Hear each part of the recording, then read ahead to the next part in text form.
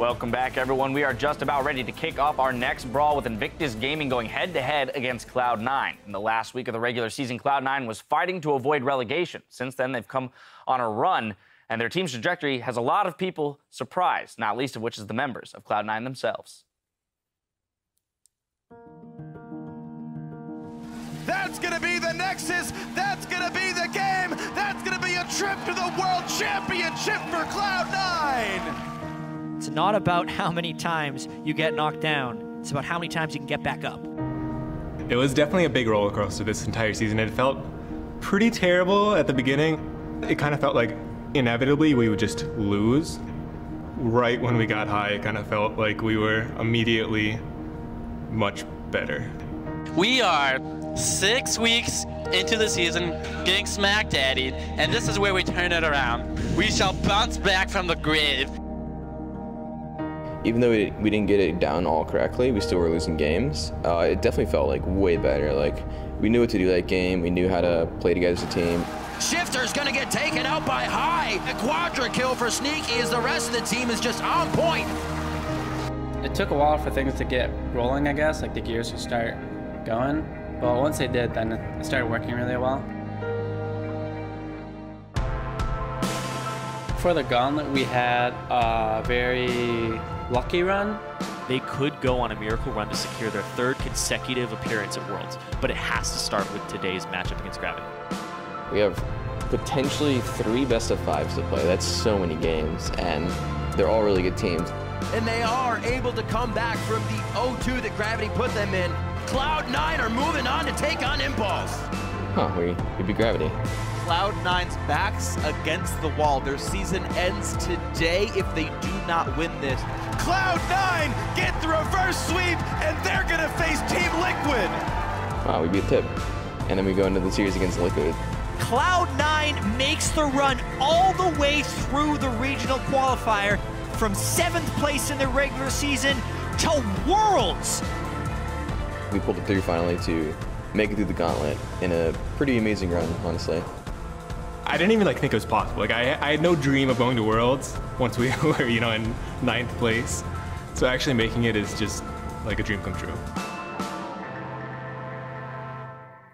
As Hai said, it took a while to fall into place, but nobody can take away from them the achievement and the improvement that they have made as a team, especially given their solid win on day 1 of the World Championship. However, on the flip side of things, IG had a rough start on opening day against Fnatic. How do they turn that all around today?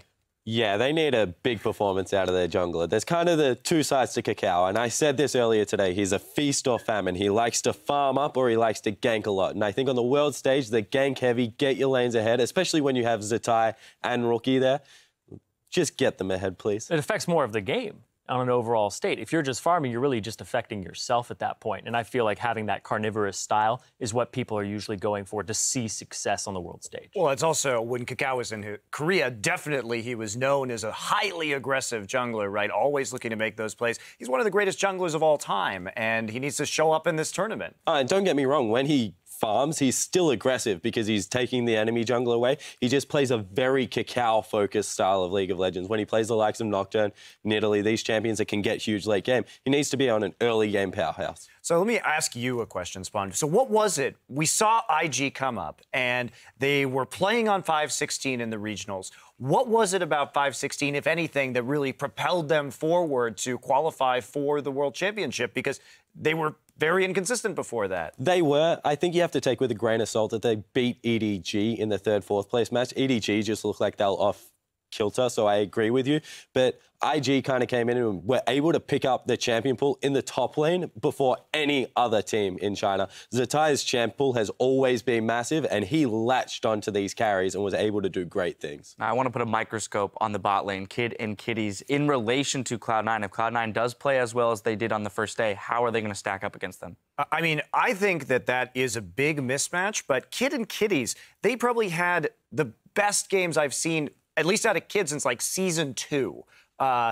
In that gauntlet, or in the, not the gauntlet, but the regional qualifiers. And that was, I think, a big part of their success. But I think that was a massive overperformance. Polarizing is a word I'm going to use there, one way or the other. And generally you just don't get some good stuff. Yeah, that's true. But on the other side of the rift, though, we have Sneaky, who he's up against, who's been a consistent performer for Cloud9, even when they're in their slumps. This has been the lane that they fall back on constantly, and he always seems to come up big, picking Draven and snowballing it in the regional qualifier themselves, and having these picks that he's been picking up. Ashe being able to be a huge tool for the team, and I feel like that helps them out in the pick and ban phase as well. And I feel like Cloud9's bottom lane's always been innovative. Like Ashe, Zyra, they play Zillion. They're just great in that regard. Now you mentioned they also play Karma, all right, and Karma to not much success. Right. We never said it was good. You spoke about pick ban, and I want to hammer this home. You know, the Veigar pick day one, if we reference the C9 versus AHQ game, was a really big factor in the win there for Cloud9. Is this ban worthy against Incarnation? I definitely think it is. His TP, he's always going to bring it. He's been spamming it in solo queue. You have to see it coming. And if you don't have a solid counter pick for it, and when you counter pick a Veigar, it's usually an assassin. It's usually some pressure from your jungler as well. So Kakao would have to camp the lane. But I think it's ban worthy unless you have a specific strategy for it. I don't know what to think about Cloud9. I knew what to think about them coming into this tournament, and they, to their credit, played a very clean, very smart game against AHQ. But I also saw one of the worst Rengar games from Mountain that I've ever seen. So when the Rengar was necessary to snowball these solo lanes so they could get a split push, otherwise they were just going to be sieged to death. When HQ doesn't get that, the game tends to end quickly. All right, well, it's about that time. Predictions, you know the drills. Irene, you're starting us off. I'm going to go with Cloud9 on this one. I feel like they have the stronger bottom lane. Kid and Kitties are exploitable, and Sneaky is a huge powerhouse for Cloud9. Even though Hai has a mismatch against Kakao, if Kakao shows up like he did on the first day, which is not showing up at all, then they definitely take away the win here. I'm going with IG here. I think they're going to step up. I have a lot of faith, especially in a jungler like Kakao against a new jungler like Hai. Kid and Kitties are exploitable, but I think they're exploitable by better teams than Cloud9. Yeah, I have a theory about League of Legends that you need to bring 3 great players and then you just need 2 players to step up. I'm going with Invictus Gaming. They have 3 great players on the top side of the map and Faker Jr. in the mid lane. Rookie is an absolute monster. Well, as he refused to be silenced, Crumbs, who is not scheduled to join us on the desk today, will not be silenced. So, Crumbs, take it away. To come out of my man cave to tell you guys my pick. And of course, it's got to be Cloud9. And let me tell you why. Cloud9, since the beginning of time, has been a team that innovates a lot. They always bring out new picks. The Ashe, the Zyra, the Karma, Draven, Zac, endless picks. And in this tournament that has had so much variety and so many drafts have been lost just in the champ select, Cloud9 is the team to go for. On top of the fact that Sneaky has been performing so well, I think they're going to really put up the fight to Kid and Kitties. And to be honest, if you're on the IG side and you tell me, oh, but what about CZ Tai and the Balls matchup? Isn't that a worrying trend? Isn't CZ Tai just going to stomp all over Balls? Well, to that I tell you, aren't Balls the weakest region in all of us? You know, Cloud9, usually from the first game, we learned that they know how to take that weakness from an underperforming Balls, put him in a champion that's super easy and has a huge impact like Gangplank, and just let him be, let him do his thing. So picks like Malphite, the Maokai, the Gangplank, really put him on something that you don't need much skill in, and he's going to be super useful, is how Cloud9 is going to take this. Back to you, Dash. Nothing more needs to be said. Nothing more needs to be said. It's 2-2. We have a split desk between the analysts. Now, as we toss it over to our casters, Rookie has been following Cloud9's turbulent year and believes IG can handle the surging team from North America. 시고 팀이 예전에 되게 잘했잖아요. 하이 선수가 미드였고 그랬을 때 되게 많이 눈여겨봤고 그랬는데 아무래도 이번에는 사실 시고가 그렇게 눈에 띄지 않아서 잘 몰랐는데 하이 선수가 정글러로 가시고 롤드컵 다시 들어오셨더라고요. 그래서 경기를 몇 개 챙겨봤는데 그런 점에서 딱히 그러니까 경계가 된다거나 그러진 않지만 힘들 것 같지도 않은데 일단 어찌됐든 팀이니만큼 신경 쓰면서 방심하지 않고 준비할 생각입니다. Hey guys, welcome back to the casting desk. Let's check out the starting lineups for our 2 teams, Cloud9 versus Invictus Gaming, and of course for IG. Wow, the French crowd. I think we know who they're cheering for. Man, IG. It's CZ in the top lane, Kakao in the jungle, Rookie in the mid lane, Kid at ADC, and finally down at support, his lane mate Kitties. Their coach, of course, the old KT player Mafa. Yeah, very impressive roster for these guys. They're going to want to be bouncing back today. On the red side, though, a team that won on the first day of the tournament, Cloud9. Ball's in the top lane. High, now in the jungle. Ever since he came out of retirement. Incarnation in the mid lane, European talent there. Sneaky at 80 carry.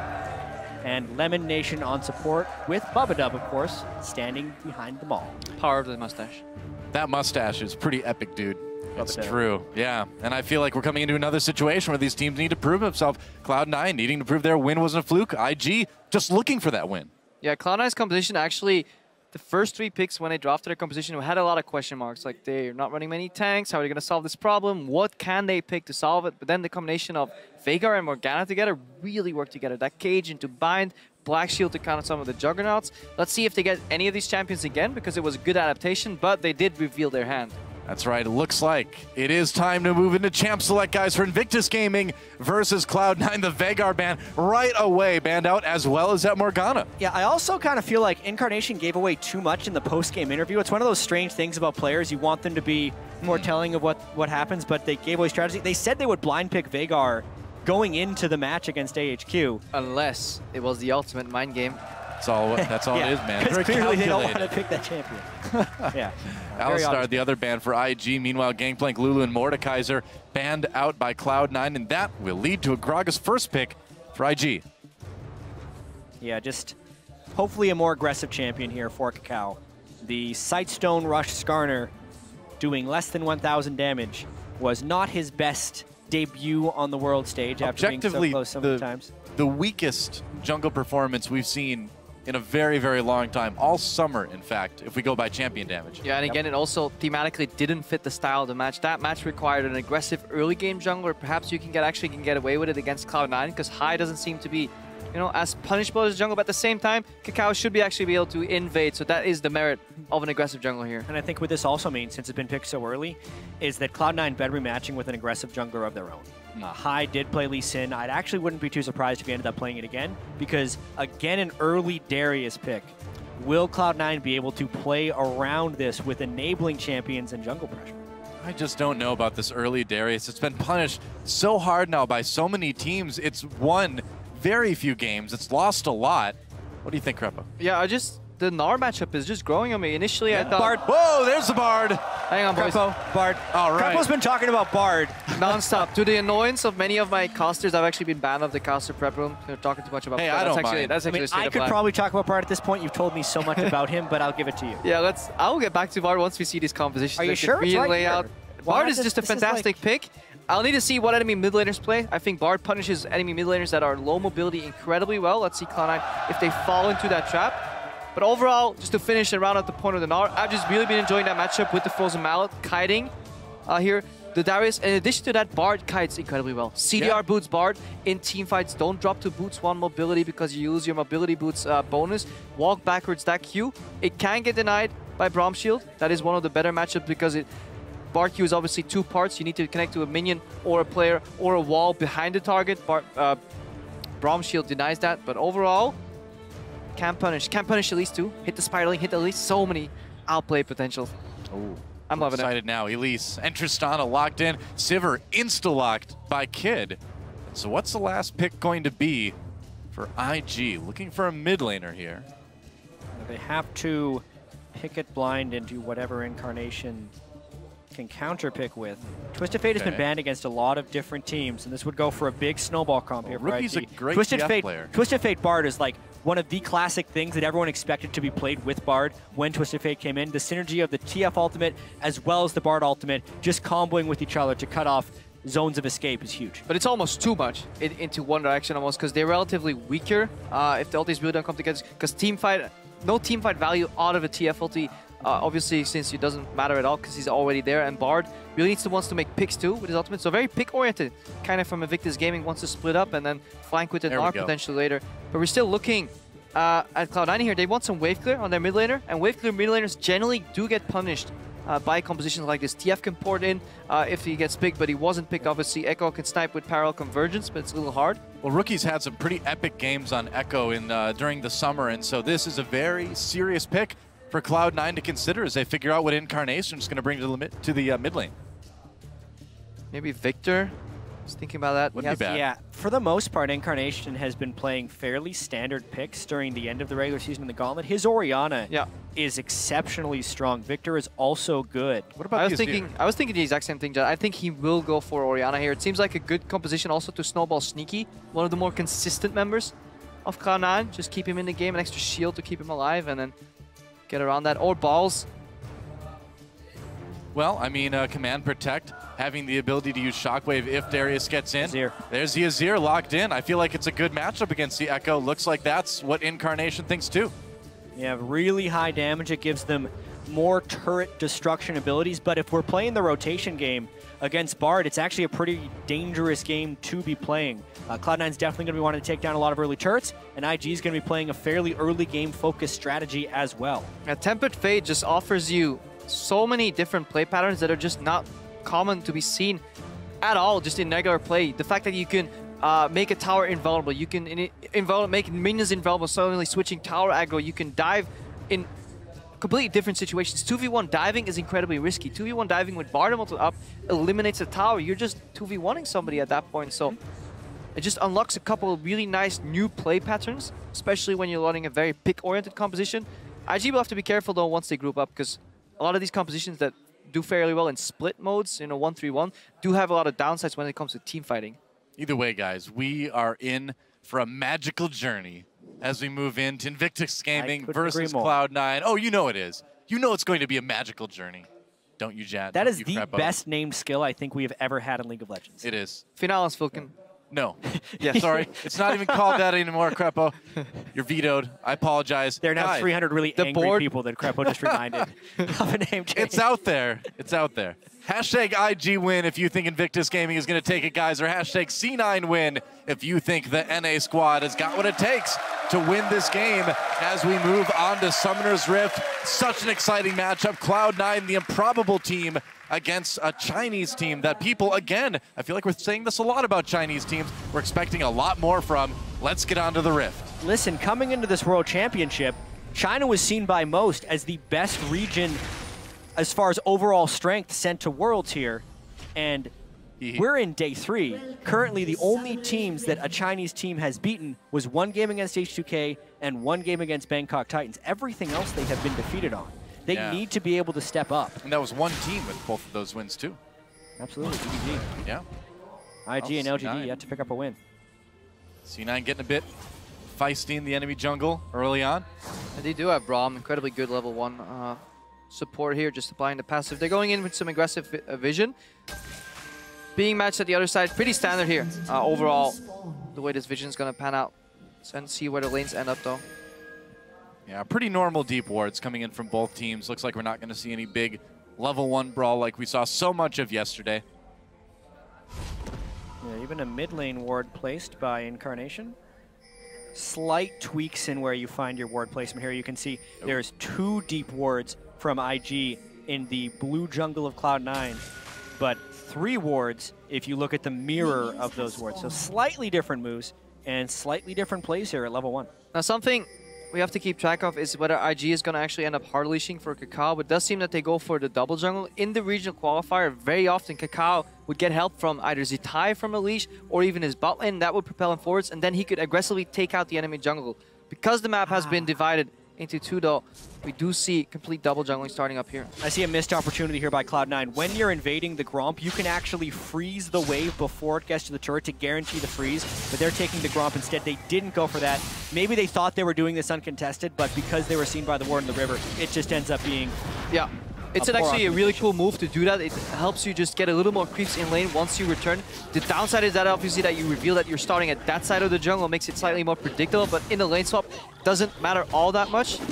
See if C9 keeps the traditional lane swap style where they fast push 3v0, 4v0 to get the tower and then get balls ahead. They really want to get that tower down first, bounce the wave, and keep funneling as much farm as possible into balls on Darius here to get him ahead. Rookie getting aggressive onto Incarnation already, but Incarnation the one who comes out a little bit ahead in life. Rookie, though, he's got that flask, he's got some pots. He's in it for the long haul in the mid lane. Yeah, Rookie is a tremendous laner, so he's probably going to be looking to play quite aggressive in this game if wards are permitted. Look at what Cloud9 is doing, though. Single push here from their AD carry out or Sneaky in the top lane. If IG realizes they can send their top laner top, who soaks so much farm. The exact play right here would be Zatai teleporting top lane and then still trying to zone up, but they need all 4 people down here because they're trying to keep balls off the turret. Lemon Nation was also given solo experience on Gromp, so he is a level 2 Braum, slightly stronger when they're rotating him around the map, but now finally they're doing the teleport, and honestly, they still might be able to hold the zone with 3 people. Because look where their jungler is. Their jungler is at Krugs right now, so High completely at the other side of the map. Balls trying to get to that tower, but he has to share experience with Lemon Nation. Whereas on the top lane, Zatai is ranged, can farm well against Tristana when the wave is under his tower. Tristana, I think, already skilled E2, so will be continuously pushing in. Elimination trying to harass a little bit as IG tries to go for this blue buff steal. Looks like they'll be able to get it, though. C9 getting pushed around a bit on the map early on. Well, they do have a tiny gold lead. This is exactly what happened. High traded some map pressure and top laner farm for his own selfish gains as a jungler. And honestly, it's not that different from how High played during the regular season. When he came in as a jungler, he was very farm heavy. A lot of that had to do with picking Sated Devour multiple times, but he transitions that playstyle to a few other things. High will do things that other junglers just simply do not do. Like play a Mumu? Or Kha'Zix. That does happen. Or win on Rengar. All of these things other junglers don't really do right now. Yeah. Because the lane swap played out the way it did, though, Incarnation had free reign to just constantly shove in mid, put some pressure on Rookie's Echo here. High even went to the flank there to get him down, but Zatai, he is comfortably farming in this lane, whereas Darius has a hard time farming, especially with a melee support helping him against double range like a Bard. Eat one double stun and you get punished incredibly hard, so Balls will have some trouble here. What's most interesting to me about this is the Balls lane with Lemonation is probably the most common thing for Cloud9 to happen. All the way back, even in 2014, this was an incredibly common lane setup. Even the championship against TSM in 2014, almost every game, Sneaky was solo laning top on Tristana or Corki. The problem with that lane strategy is, though, that Tristana just almost automatically shoves the lane if she skills her E, so much farm gets funneled into Zatai, whereas wave management is paramount to making that top lane support synergy work. You want to deny as many creeps as you can. Rookie here, though. Yeah, look at this. Incarnation certainly winning the 1v1. Rookie takes a ton of damage. Hasn't had to use that flash yet, but it's coming close. That early Fiendish Codex, Incarnation really putting that extra damage to good use. It took Incarnation a little while to get settled in the mid lane since he just started playing professionally this summer split. Definitely. But particularly since High came back in, he's really turned into a force. And all the hype that was coming into the season from Incarnation is actually being realized in a lot of games come later in the summer split and specifically early on here at Worlds. It's actually fun to see him perform on control mages because mainly when he came into C9, he was an assassin player. Everybody expected him to play assassins at Worlds. Now he's picking Azir and doing well so far. He's also in a super dangerous place right now because Kakao is in his own jungle. At least he has some help from High on his own side. Yeah, that's true. Still has that flash, still has that barrier in case the worst case scenario happens. Zatai is already a full level ahead of Balls, so we need to see C9 punish somewhere or use the advantage on Sneaky's experience to get an objective, do something. Yeah. And it's exactly what we were talking about before the game, and all the teams have been picking Darius. They're giving him pick priority, but they're not prioritizing him within the game. And all of these Dariuses are playing from behind, not due to their own choice, but due to team choices. It's not like he's losing the first levels 1 to 5. He is level 5 when the opponent is level 6. In this game, it's level 6 to level 4 by the time they actually meet in lane. And look where Kakao is. Comes Kakao. Looks like they're going to try to dive Balls here. Balls underneath the turret. Zatai, Kakao coming in. He's in a lot of trouble. Gets the Q off onto Zatai, but there's a Meganar right away. Stuns come through, and Balls has no chance. First blood goes to Zatai. Flashes to avoid some turret hits, but not a bad trade for First Blood. The only chance Balls had to survive that gank was if he flashed the Gnar ultimate. He tried to predict a drive, but he got caught by the very end of it and still ended up stunning on the turret. That really hurts him because he lost the wave. Cloud9 almost has to counter, but it's pretty hard to dive here. 3v2 instead of a straight 2v1. Balls does have teleport from base. He almost has to go for He's only level 4. This is tricky. Speaking of teleport, they're coming in onto the spot lane. Kitty's and Kid in a lot of trouble. Kitty's come back in, gets very low, taken out immediately. The revenge of Balls is real as Kid takes a lot of damage too. Looks like C9, though, has to flee. They got the support. Couldn't quite take down Kid, though. Meanwhile, a brawl in the mid lane. Incarnation could be in trouble. Flashes out of the stun, and Rookie has to back away now. Takes some poking on the way up, but Incarnation, no mana for him. This fight in the mid lane's over. Yeah, needed to burn the flash, was able to maintain the barrier. Oh. The main play right there was just the bot lane dive. I mean, Cloud9 is trying to force, they got the double teleport, but none of this changes the fact that Balls is still 2 levels behind Zatai, and it's not necessarily to his own fault. It's the team not having priority. Similar thing happened in their first game against AHQ, where they put him in the lane far behind. And that's also the nature of the game. Bot lanes can play from behind much more easily than top laners because Especially Darius. Especially Darius, indeed. Because 2v2, you can be behind some items as long as there's not a BF sword disparity at all. A couple extra potions, you know, you drop some CS, but top lane, that's 1v1, especially in a counter matchup like a Gnar. C9's early lane prioritization has been off, and Balls, yeah, he's getting punished for it. Zatai now just hit level 7. Balls is still level 5. Well, it seems like, I mean, if you have a Darius on your team, you have to remember there's a Darius on your team. Give him a little bit of help. Let the guy get ahead a little bit. He's supposed to be the one that comes in and does a ton of damage. You can't do that in a situation like this. Still level 7 to level 5. Zatai going Mega Gnar, throws Balls against the wall. Balls the minion in a bit of trouble. There's the stun. Little bit of minion tanking, helping out there. Oh, the Q misses. Flash Cocoon misses Zatai. He's going to back away. Repel coming in. Can they catch him? Zatai, no flash. Still looks like he's going to get away. Meanwhile, another duel in the mid lane. Emperor's Divide does not hit Rookie somehow, some way. No kills result at the end. Couple nice sidesteps there. Zatai hops out of the cocoon. Rookie sidesteps the ultimate. Otherwise, he would have found himself in the tower. Would have been forced to use that ultimate, obviously. No kills would have happened anyways. So close, though. The minion tanking that house for Balls. Save. Very nice. Honestly, though, IG, the mid lane Rookie has been getting beaten on CS. It's somewhat expected for an Echo Burst and Azir. He's itemizing defensively, and he's starting to make some really aggressive moves.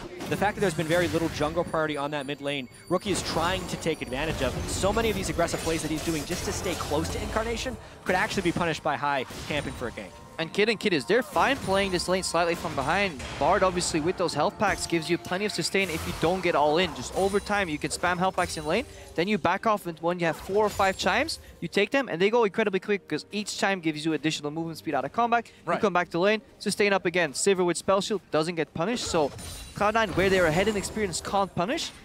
IG, where they are ahead in experience, they're punishing Balls. They're looking for another dive. Oh, more action down the mid lane. The duel continues. Incarnation taking quite a bit. Still has that barrier. Rookie needs to be aware. He's got his under tilt back in with the ult. Gets a stun onto Incarnation. Could be in trouble. Again, he pops the barrier. Incarnation low, and Rookie takes the 1v1 duel. Such aggression by Rookie, flashing offensively, ulting offensively, dashing offensively. There's no counter to that, and Incarnation finally falls to his aggression. That Ball's in a bit of trouble too. Cacao comes in, nice ultimate, pushes Balls back, doesn't have the flash to get away. Can they catch him? Zatai hopping in off his lane friend.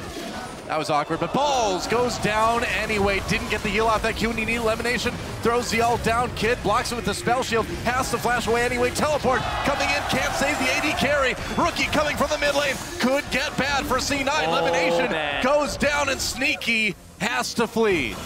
A series of unfortunate events for Cloud9 and great events for IG. If Rookie can start snowballing this game, it's going to be incredibly hard for Cloud9 to get turret sieges up. We know how good Rookie is on this Echo, and Cloud9 has to be terrified. But just look at the bravado from Rookie in that mid lane. He's not afraid of High at all. Even though he knows his jungler is setting up a gank in the top lane, he goes so aggressively. High, his top laner died, his bot lane was fighting, his mid laner died, and he was nowhere to be found. So his pathing, used early to get himself ahead, he hasn't used that advantage at all to help his lanes that he actually put behind with the early map movement.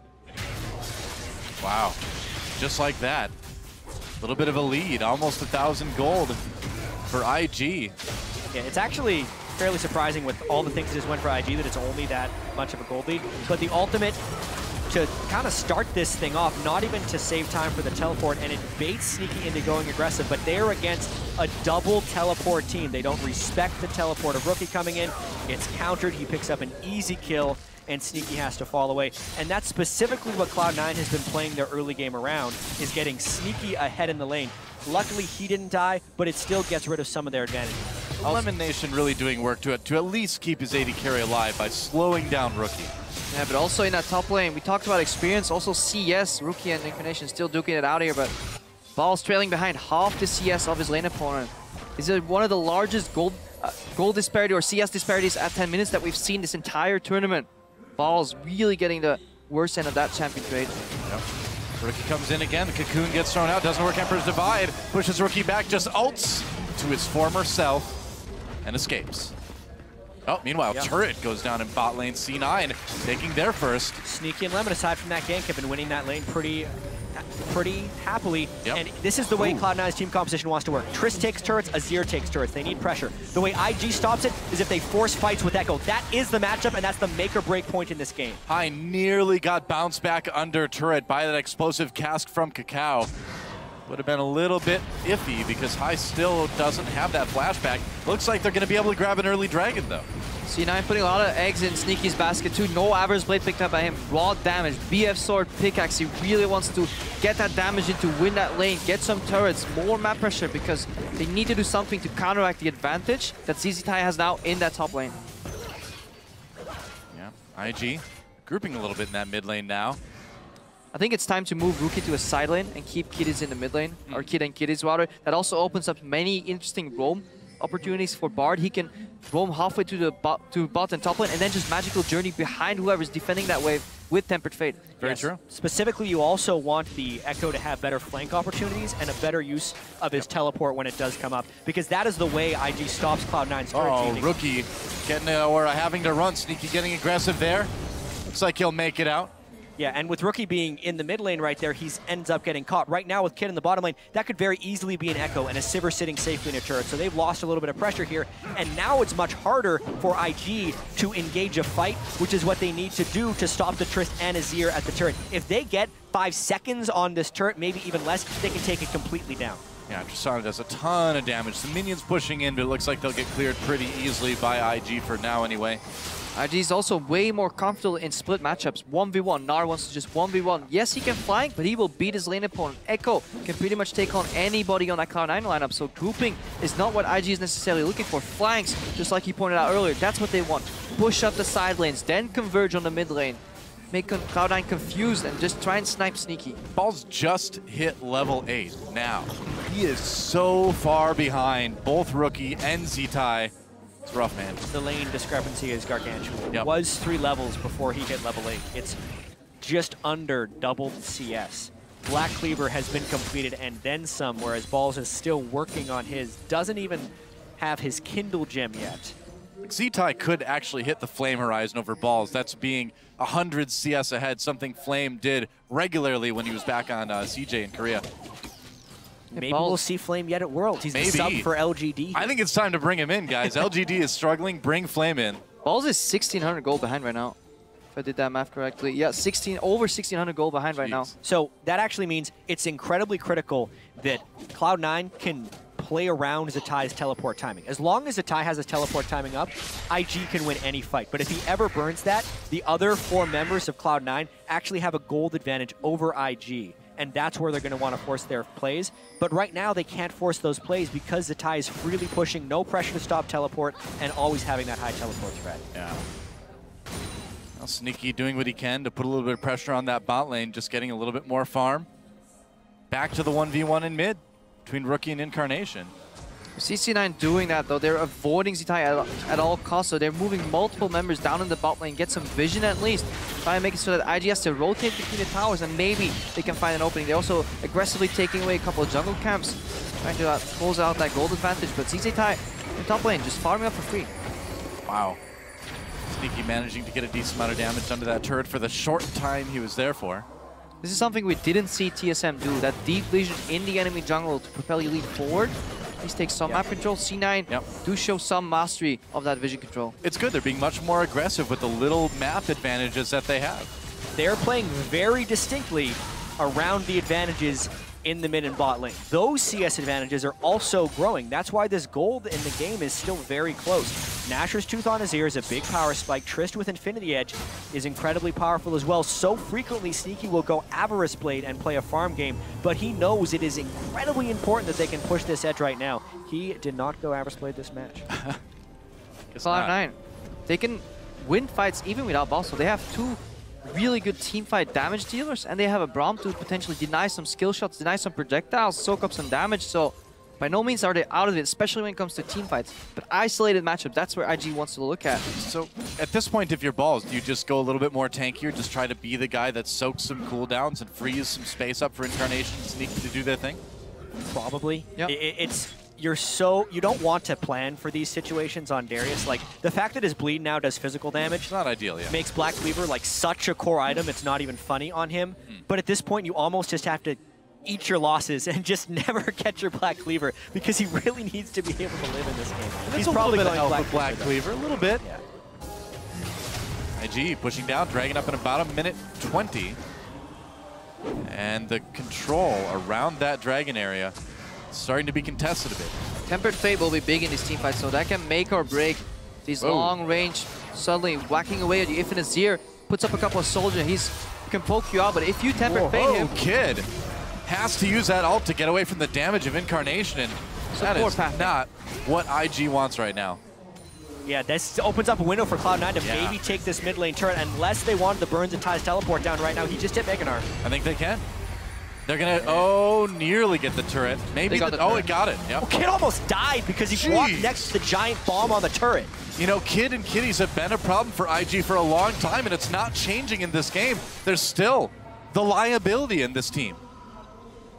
The fact that Kid has to back here just creates even more pressure. Cloud9 is pushing this. Maybe they can get the teleport out as a tie. That could be. I mean, Kid is not anywhere around without that ADC. Looks like the teleport's going to come in for Zatai.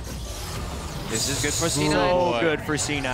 Now they can actually play around even more strongly their strong 4 in this game, as long as balls can just live against the Gnar. Yeah, all you need to do is not give the Gnar a bunch of kills. C9, do you think they can rotate pretty comfortably over to Dragon now, or do you think you go for that top turret? It'll be a very interesting choice. They have one Dragon. Cloud9 typically doesn't win off of Dragon snowballs, so maybe they get the turrets. I think the gold is more advantageous at this point in the game. Yeah, their access to bottom lane jungle or bot jungle is denied too, so moving up top and getting a couple of deep wards, just protecting balls, even if it's just a little bit, making sure so you can get a tower and even a blue buff to boot. That's already enough for C9. They have acquired what they need to off that play. Anything else right now is just a bonus. Makes sense. That is your turret too. Really doing a good job of keeping IG bottled up to Spitballs. Finally takes that top turret, getting a bit of farm back. He's not behind Zatai by the entire amount like he was earlier, only down 2 levels. Well, still down 2 levels. Yeah. Sneaky. Ooh. Where Zatai goes, Cloud9 goes somewhere else at this point in the game. It's the largest advantage. Just like where Incarnation and Sneaky go, they want to push their strength. They're actually going to get 2 turrets totally out of this Dragon, I think, if they can get a quick push going down here. Well, they're going to get a lot of damage on it either way. We'll see what they do. Look at the wards too that Cloud9 have backed themselves up for. They have really, they knew that IG was going to go for this Dragon, and they didn't really go and look for so many sightseeing and stop it. Cloud9 will get this tower here, but IG's in the mid lane. IG is making a strong power play right here with 5 in the mid lane, trading the turrets as well as the Dragon. It makes the overall Dragon more worth it, but if we see all the turrets that Cloud9 was just able to take down, as well as the additional farm, the gap between Balls and Zatai actually closed pretty substantially during that. It's an overall win for Cloud9. Yeah, and overall, they do something really smart. They make sure that at least have one part of the IG's jungle deep water. If you have one element deep water, it's so much easier to get the wards in the other side because you actually have either vision or process of elimination to know roughly where your opponents are. Compare that to the TSM game last game. That vision was completely gone. Dark. It was so hard for them to get that vision. That's why amazing whenever he was defending, he could stop people from coming in. So C9's vision control is a lot better this game. And so much of this, I think, comes down to Hai's ability to shot call in the mid and late game. Very true. It's something that was completely lacking from Cloud9 in the early season, and it's something that has always been amazing for Hai at Worlds. Yes, he doesn't do things junglers do in the early game, and Cloud9 pays the price for it. But when they can get into these situations, 21 minutes in, 1,000 gold lead on IG, and IG has 2 Korean speakers and 3 Chinese speakers, Hai shot calling should be superior, and it gives a big edge to Cloud9. Well, IG taking off a bit of that edge as they take the bot lane tier 1 turret. That's all 3 outer turrets down now in favor of them. Gotta say though, disappointed in Kitties. Would like to see some plays with Temper Fit. I really think you really haven't been talking about Bard at all. No, because there's nothing happening. But you can find so many openings, but you gotta be creative. Moving around the map. From a 1 screen to a 1.5 screen distance, Tempered Fate is almost undodgeable if you cast it properly. You can always go and flash. Cow. The cow right now, forcing C9 out of the jungle. Here we go. Oh, Tempered Fate locks up Elimination High. They're going to keep coming in. There's a teleport for Cloud9. Balls entering the fray here as well. Cow has to flash away. Oh, big explosive cast. Elimination push back into the ult. Slows down IG a little bit anyway. The fight avoided, but a lot of ultimates burned on both sides. Good Braum shield there by Elimination, denying the Cosmic Binding there from Bard. Really key interaction right there. I also thought that maybe Balls would have canceled that teleport. He flashed immediately after landing. I think he was worried about also getting Cosmic Binding. But amongst all that, Cloud9 actually gets another turret. Sometimes they are so good of turning what starts as a bad play into an advantage. A very particular play happened in AHQ where Balls died in the bottom lane and Cloud9 turned it into a massive team fight in the mid lane. This was a microcosm of that type of play. Yeah, that's called a creative shot calling, and that's something High is really good at. Compared to Lost Words, when he went on his little solid snake run on the side lanes with that Zed, just trying to hide. That's something you see High do, and very many other shot callers just can't get to that level. So, actually very impressed that Cloud9 managed to come back, because at this meta game, being behind in your top lane or half or double the CS is... We have not seen any other teams be able to play around it. But 2 games now, Cloud9, maybe we have seen another team. You can add it in here. I don't think of it off the top of my head. No, I was just did thinking game 1 against AHQ. Balls went into lane at a level down and 20 CS down, and Cloud9 was able to avoid being punished. I was just thinking Balls trained for this in Korea. I can see why you didn't say it. There you go. He's gone to the Korea time chamber. He's come out 10 times stronger. Yeah. Still slightly abandoned in the early game by his team, but hey. A diamond in the rough. He only died twice. It's pretty good. Hey, I will say, as we have a small lull in the game, of all the NA and EU players that went over to Korea to scrim and play solo queue, Balls put in the most work of any player. He struggled mightily to climb in solo queue. He actually never reached Master, but he played over 300 games in the under 1 month boot camp on top of scrims. Wow. Over 10 games a day on top of, he was playing out of his mind, so much effort, and he has improved. Even if he's not at the level of the other top laners, the work has paid off. I mean, this game overall, he didn't really make any mistakes. Any other top laner would have ended up under a tower about to get dove, so it's just unfortunate that C9 managed to keep him hanging there. High now getting caught. Teleport coming in, and High in a lot of trouble. Repels over the blue buff. Can he get away? Doesn't look like it. Turns in for a bit of damage, but he goes down. And IG, a bit of a power play now as they've got the 5v4. What are they going to do with it? Huge pick. I actually wasn't entirely sure how that one started, but maybe he was going for vision control. Now they're trying to make a play. Doesn't catch anybody. Tempered Fate. It is so hard. Useful that time. It's so hard to cast that from that distance. You really want to be 1.5 screens at max, because otherwise you can actually sidestep it if the player is experienced against Bard. Some players might panic flash, but your max is 1.5 screens distance, because otherwise you can just dodge it. Yeah, and the play is dead at this point. Yep. In clearing the ward, Incarnation got half health bars off Kakao and well, Incarnation has that Rylai's now. He's doing a lot of damage. He's getting that little slow as well. They've got to really watch out when they're going through chokes. It's not exactly the tankiest team ever. I mean, Gnar obviously is going to be a bit of a force to be reckoned with, but still, he hasn't gone for the tankiest build. And the game might actually get very explosive in the next 5 minutes, because both these supports seem to be building towards the Zeeks. I think you might be right. He should be able to complete that probably on his next back. He has both components. Same for Kitties. I would say Tristana is the scarier AD carry with the Zeke's Harbinger completed because of the quick burst of damage you can do, but Sivir's also no slouch. Oh, Kid taking a lot of damage, has to bring that Sivir out to get away, takes a big crit. Is the bomb enough? Ooh, not quite. Not quite, but again, Kid becoming the liability, getting caught, taken out of the equation, and C9, they can clean up the vision around that Baron pit. May be able to bait it a bit. Whoa, damage over the wall from Balls. Looks like Rookie's gonna have to use his ult though to get away. This could very well be a Baron fight. Yeah, they have vision control. They know Kid is low without summoner spells, and the ultimate is down on Rookie. Plus, they don't actually see them in here. I still expect IG to come in to fight them. Kitties can check. Kitties can check with ulti. Bard ulti reveals the Baron, but Kakao is facing.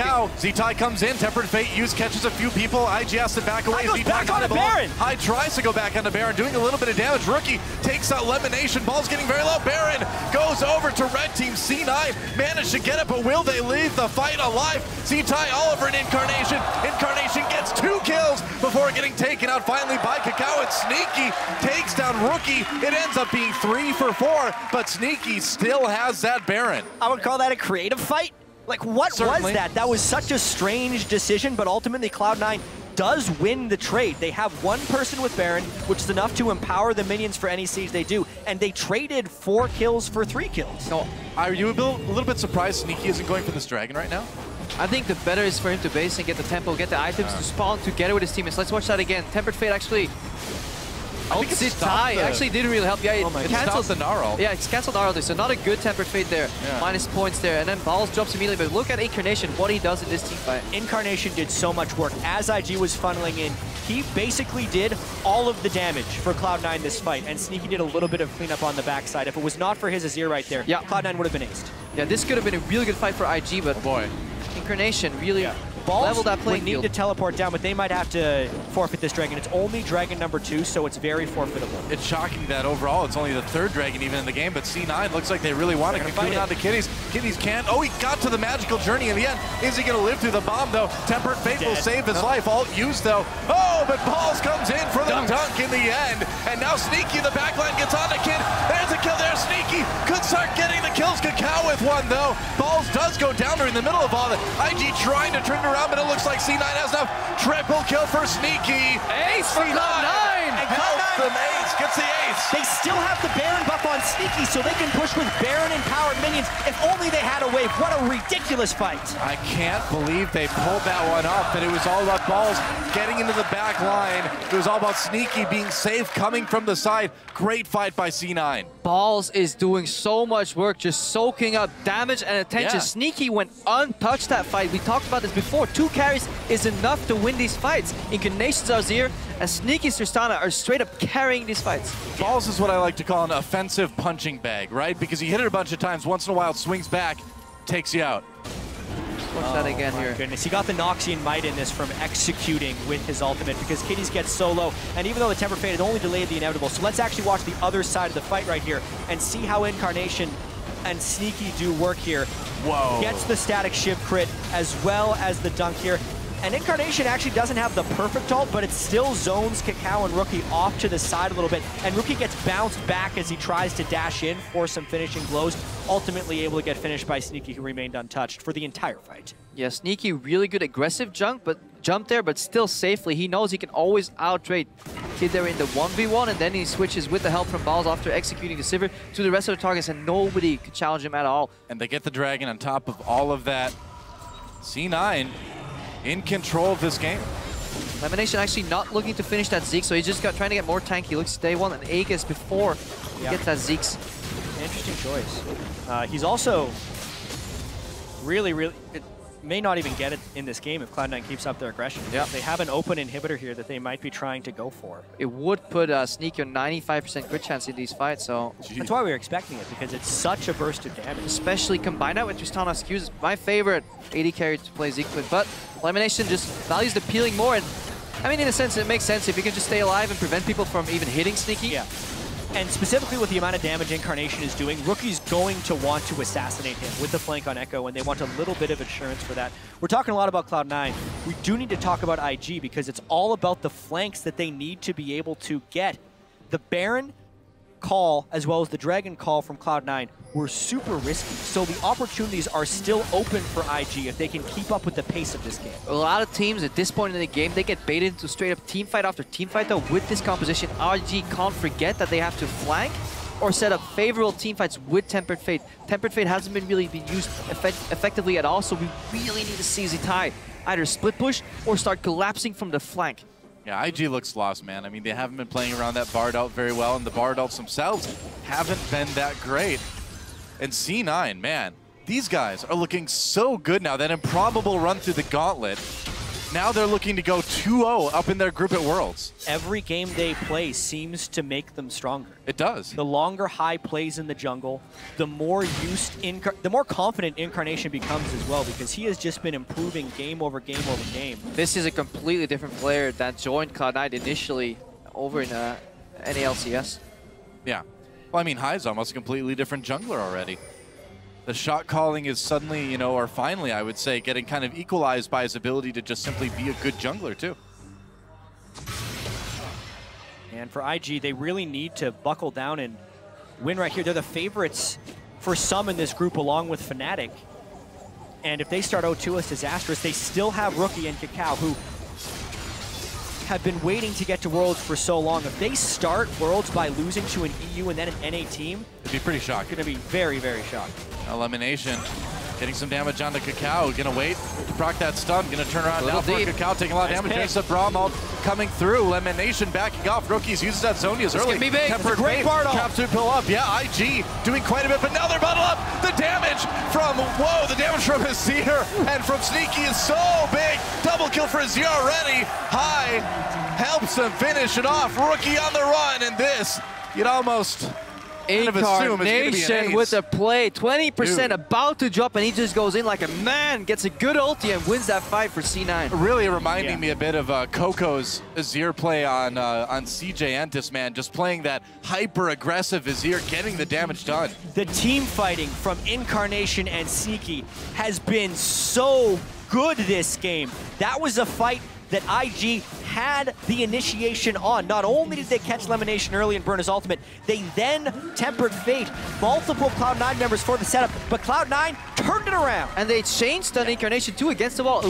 little more damage, a little more focus from IG. He would have instantly dropped without casting a single ability that fight, but because he lived, mostly due to the barrier too, 20%. Watch that again. Look for how Lemonation overextends just a little bit. He tags Rookie, so that helps him in the fight. You could tell Cloud9 was aggressively looking for a fight. That's why he was up like that. But then, Zonia's into 3. And look for the Q from Bard here. Stuns Incarnation. Where is it? Yeah. But he survives long enough to make that play. Yeah, and then he just flies right into a house, but it doesn't matter. Kid should have flashed over and finished off Incarnation. He was too passive in that fight. He could have changed the entire scope of the fight, and by proxy, this game. I can hardly blame him. Sneaky's been two-shotting him for the majority of the game. You don't want to flash near that if you're going to be executed right afterwards. Sneaky's damage is just out of control right now, both him and Incarnation. And I mean, C9, the other thing about this too is they keep managing to find IG in these choke points, just like the one they're walking through right now. Tempered Fate hits a minion.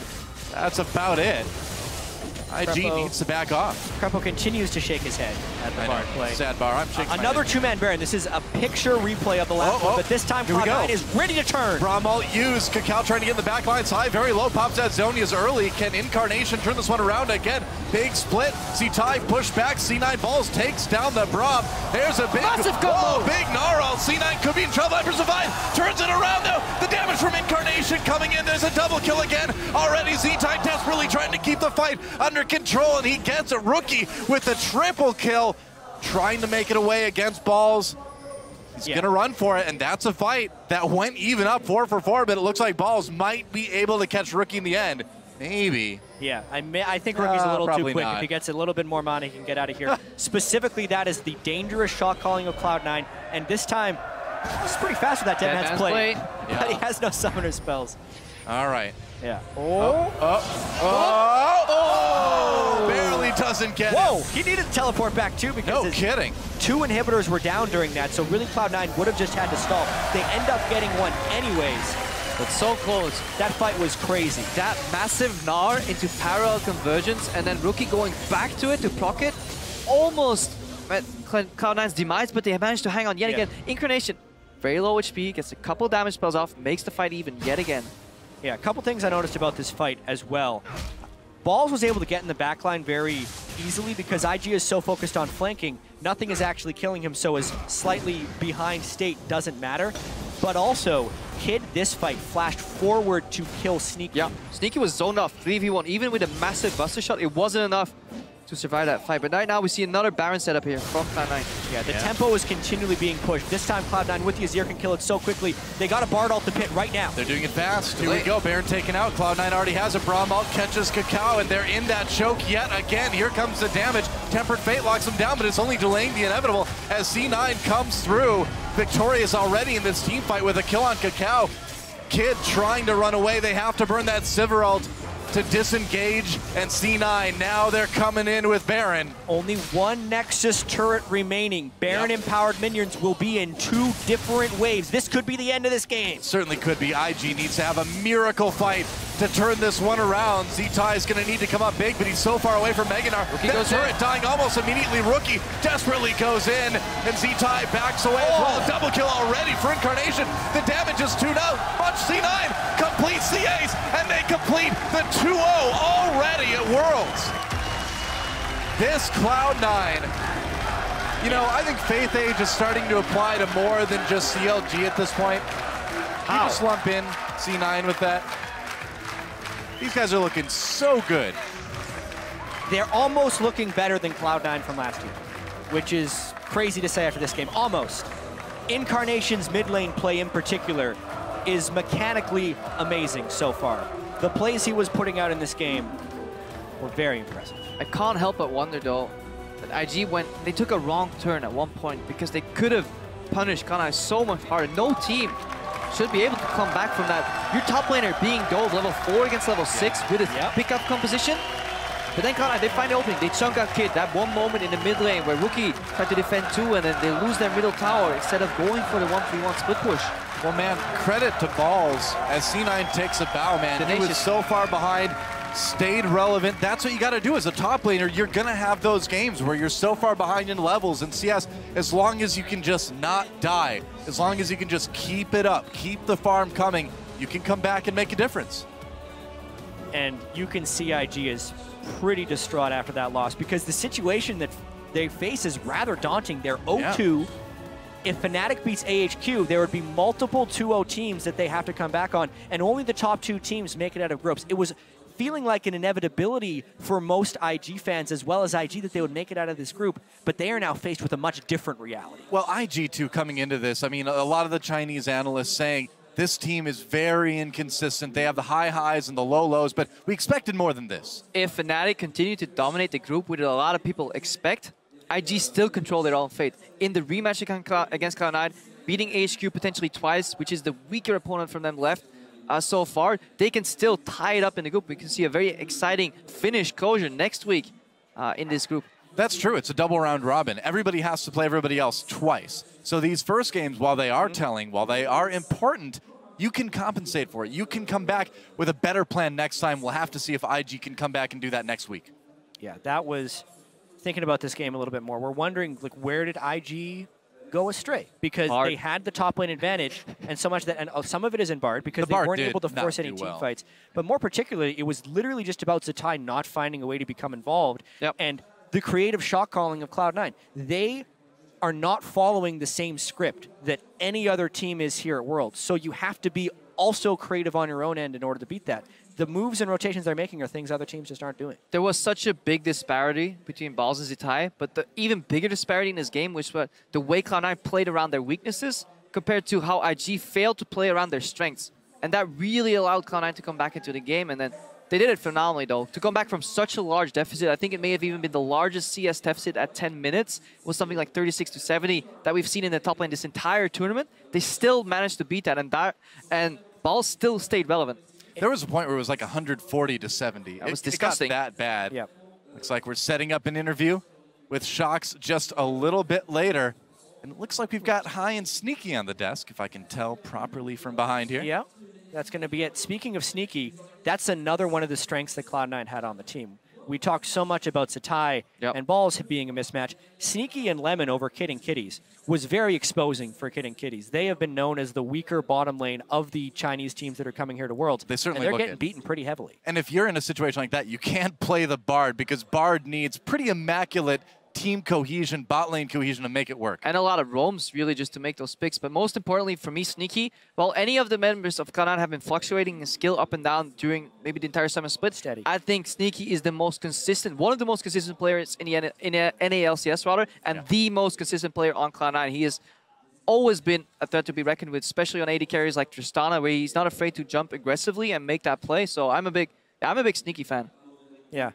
And I'm going to bring it up again. We saw it the last time we saw the NA teams winning with Tristana. They were on this pick long before other teams were. So as far as playing with and against, the explosive charge and how quickly it can take down turrets in contested scenarios as well as uncontested scenarios, NA teams have much more practice with, and it's paying big dividends here in the first week. You know, I got to say, too, they banned out the Morgana against Lemon Nation. He just picks up the Braum, does an amazing job with it, too. In the middle of team fights, we saw him individually attacking people, setting up those passives, setting up those stuns. Especially against Sivir. If you watch later on those team fights, we didn't touch on it too much. Very often, his shield was blocking so many bouncing blades, ricochets, like boomerangs from Kid. That's why his damage was so low in these fights. That's right, guys. It looks like it's time to send it down to Shox for our post-game interview. Thank you very much, guys. Indeed, with the victorious C9, it's Sneaky and High that have joined me here for this interview after... I'm gonna be honest. An incredible win over IG, in my opinion. A couple of things I want to ask you about. First off, coming into this game and Balls getting pretty far behind, on the other hand, having the advantage in the bottom lane. How did you try and even everything out? I'd say that was kind of our fault that we got Balls in that position, because I couldn't push into the top wave fast enough to get it to reset fully. So now I was able to get a pretty big advantage off that. And I only got like a small level lead, which is hard to push as an AD carry.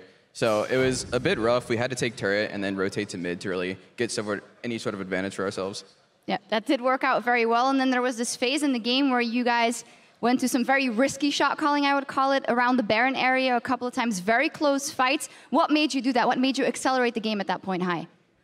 Well, I'm pretty confident in my ability to understand how to play around Baron. I've done it so many times now. I know when we can do it, and I'm always asking my team how fast we can do it. So having the knowledge of how fast we can do Baron lets me know if we can do it or not. And during the game, you test them out to see if they check Baron right away or not, and then you get a feel for whoever their shot caller is. A lot of times they're either too scared to check or they check instantly every time. And you have to do it to gauge to see what they do, so that in the future you can make the right call on it. You still have to play it out in the end, Sneaky, especially you had some very good moves in those endgame team fights together with Incarnation. Tell me about the synergy with him, because it seems ever since you rejoined the team and since the regionals, that synergy with Incarnation, just his level of play, has gone up tremendously. Well, I'd say we've become pretty good friends with him over the course of the season. It's started a little bit rough because we were losing all the time, but as we kept winning and once we brought Hai in, the morale was like super up there, and now it's even better. So it's been a pretty good road with us. Losing together, winning together, and right now it's winning 2-0 so far. Tell me how kind of your idea, your mindset, your momentum has changed from coming in as the absolute underdog in this group to doing amazing things, Hai. Well, I came into this not thinking I was the underdog, because for me, I need to think that we are the best team for me to make the calls that a winning team would do. So if you go into a game not thinking you're going to win, I'll probably make like a bad call and not like, I don't know, I just assume I'm better than them, even if we're not, so I can make the correct calls. And it's very important that I think that way, and it's been working out pretty great. Sneaky. I kind of just play it as it goes. I don't really look at the names much. I have nameplates on, but I don't think about it. There's no fear factor there. I just kind of play my own game. Definitely showed step 6, world domination. How's that going? Oh, we're 2-0. So pretty damn good. Well, congratulations. Pretty damn good indeed, Sneaky and Hai. Congratulations, C9. 2-0 in this group. Who'd have thunk it? Back to you guys. Thank you, Shocks. Zyreen's a happy man. He called it. So surprises coming out of Group B yet again. A win there for Cloud9. Not as easy as you may have expected through the early game. I want to hit on, though, what Hai mentioned there, Zyreen, the mindset of needing to play from a place where he can make the decisions that a winning team would make. It's really funny because I've actually played alongside Hai in ranked games before and in ranked 5s, and he micromanages everybody. And when he's in the mindset of we're better than these guys, he's constantly telling you things like, go here, do this, test that. And he's making sure that you're pushing up, going back. You always know what you need to do. So he's basically the puppeteer of Cloud9. He is the chess master. And when he's in his mindset and he's in his groove, you definitely see it. And I think it's extraordinarily important that he's able to do that on the world stage. And he was up against Kakao, who's definitely a world-class jungler and has a history of being an incredible jungler, and he didn't let up the pressure. He didn't let that get to him. Just amazing psychological mindset there. Monty? That's what just amazes me about Hai, that he can keep track of his own position, and on top of that, we know he's a very, very micromanaging style of shot caller, like Zyreen was saying. And to have both of these things simultaneously is really, I think, quite unique to him as a player, and has always, always, always given Cloud9 one of their biggest strengths. But now I want to talk about the hole that they dug for themselves, that Sneaky did mention, because this can't be a trend that can continue throughout the entire tournament, because there is going to be a time when they can't come back from a deficit between their top laners. But it is a team effort to make sure that that top laner gets off on the right foot. Yeah, you aren't always going to go up against Kid and Kitties in the bot lane and get this large advantage to kind of compensate for that. But definitely bouncing the wave appropriately. You heard Sneaky talking about how they didn't set balls up. It is a team effort. It is not just balls there from the get-go. It's early picking top laners that are brutally melee and have very little good range matchups. Like, that's as easily as we can point it out. Like, Darius came into this, and sure, he was a power pick, but you play him on day one, you see that there are counter picks out there, and then you stop playing him in a blind fashion. pick him into the Olafs, pick him into other champions that he can have success, or get him a 1v1 lane and gank it repetitively, because one thing Darius does bring is a fantastic 2v2. Yeah. Yes. And one of the aspects I think that we're seeing with some of these North American teams is that it's a region of weak top laners. So these teams are not used to setting their tops up properly to succeed because they're so unused to even getting carries out of that position, right?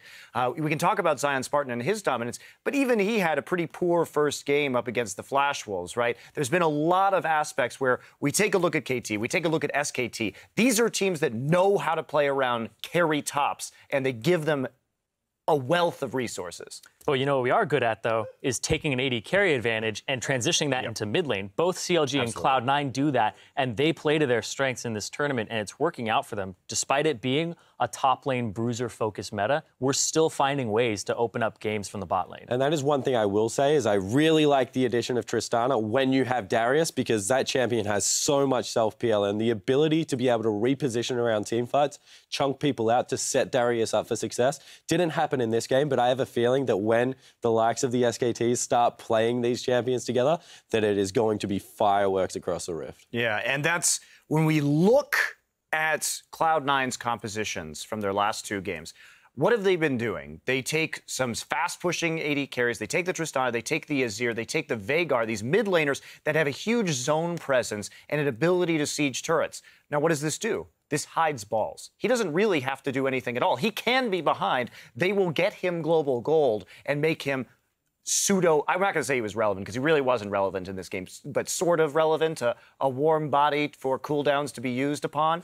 But other than that, if some of these mid laners where they can effectively siege with get banned, that's my question. Where does Cloud9 go? Because somebody's going to crack this code about the sieging style, and C9 has to have another response. Yeah, we did see evidence of that. He was at 1.2K down within a single push through the top, securing 2 turrets. From that global gold, brought him within only a 1K deficit, so they're able to make swings there. But as you said, we'll see if they can adapt if and when they are forced to. Right now, AHQ Esports and Fnatic are setting up on stage for our final game of the day. We'll be bringing you that matchup right after this. Stay with us. Remember, you're in charge of your enemy person. Keep track of him like a hawk keeps track of a mouse. That's a nice meme, dude. We'll be the hawk, they'll be the mouse in this game. Nice meme, dude. We go hunting. Speaking of teleport, they're coming in onto the spot lane. Kitty's and Kid in a lot of trouble. Kitty's come back in, gets very low, taken out immediately. The revenge of balls. Okay, we got it. Echo. Echo. Get out. We lose the fight. We lose the fight. There's super chuck. Run. Yeah, he jumped over. Nice. Oh, you get him. He has no ulti. Okay, good job. Nice. And they're chunked. Balls does go down there in the middle of all that. IG trying to turn it around, but it looks like C9 has enough. Triple kill for Sneaky. The damage from Azir and from Sneaky is so big. Double kill for Azir already, and they complete the 2-0 already at Worlds.